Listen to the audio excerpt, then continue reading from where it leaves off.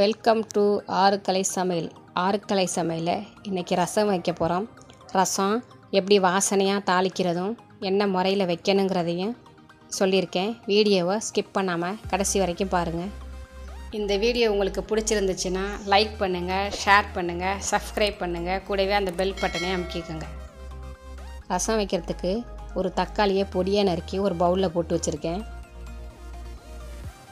தேவையான உப்பு சேர்த்துட்டு கொஞ்சம் மஞ்சத்தூள் சேர்த்துட்டு தக்காளியை உப்பை போட்டு பிசைஞ்சிக்கலாம். நல்லா புளியை கரைச்சி அதில் ஊற்றிக்கலாம். ஒரு எலுமிச்சம்பழம் சைஸு புளி ஊற வச்சுருக்கேன்.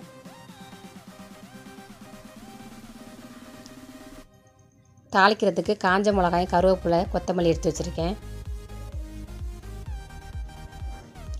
ஒரு துண்டு இஞ்சை தோலை சீவிட்டு வச்சுருக்கேன்.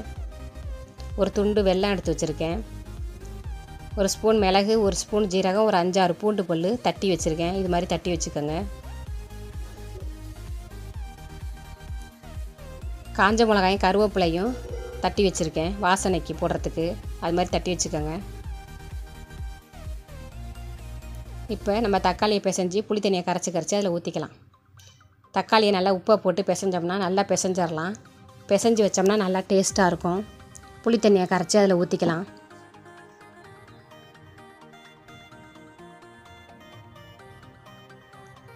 நம்மளுக்கு எந்த அளவுக்கு தேவையோ அந்த அளவுக்கு தக்காளியும் புளி தண்ணியும் சேர்த்துக்கிட்டு கரைச்சிக்கலாம். இதை 4 பேர் சாப்பிட்ற அளவுக்கு நான் வைக்கிறேன்.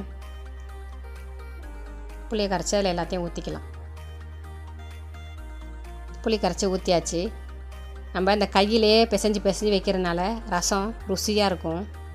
அதனால் முடிஞ்ச வரைக்கும் கையிலே பிசைஞ்சு வைங்க. தக்காளி புளி எல்லாத்தையுமே கரைச்சி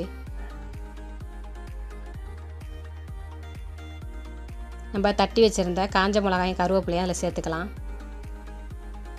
மிளகு, ஜீரகம், பூண்டு தட்டி வச்சுருந்தோம்ல அதையும் சேர்த்துக்கலாம். சேர்த்துட்டு நல்லா பிசைஞ்சு விட்டுறலாம்.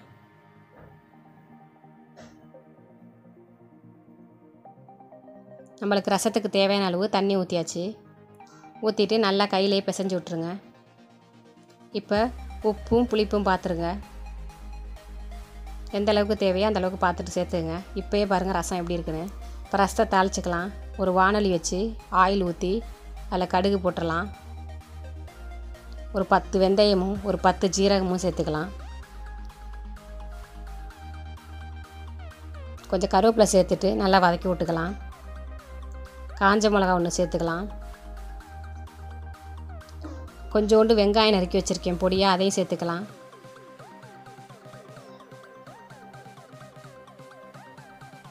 நல்லா எல்லாத்தையும் வதக்கி விட்டுட்டு கொஞ்சம் பெருங்காய பொடி சேர்த்துக்கலாம்.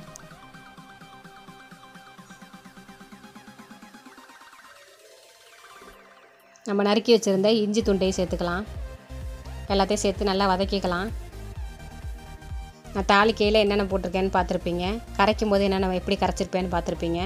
இதை முறையாக செஞ்சிங்கன்னா நல்லா ருசியாகவும் மணமாகவும் இருக்கும் ரசம். நம்ம கரைச்சி வச்சு இந்த ரசத்தை ஊற்றிட்டு உடனே மூடிடணும். தட்டெடுத்து வாசனை வெளியில் போகாத அளவுக்கு மூடிடுங்க. மூடிட்டு 1 நிமிஷம் கழித்து திறந்துட்டு நம்ம எடுத்து வச்சுருந்த வெல்லத்தை அதில் போட்டுட்டு கொஞ்சம் கொத்தமல்லி தலையை தூவிட்டு ஒரு கிளறி விட்டுக்கலாம். அப்போ தான் வெல்லம் கரையும். நல்லா கலக்கி விட்டுட்டு அடுப்பை சிம்முலையே வைக்கணும். சிம்முலையே வச்சு அது நுர பொங்கி வரணும்.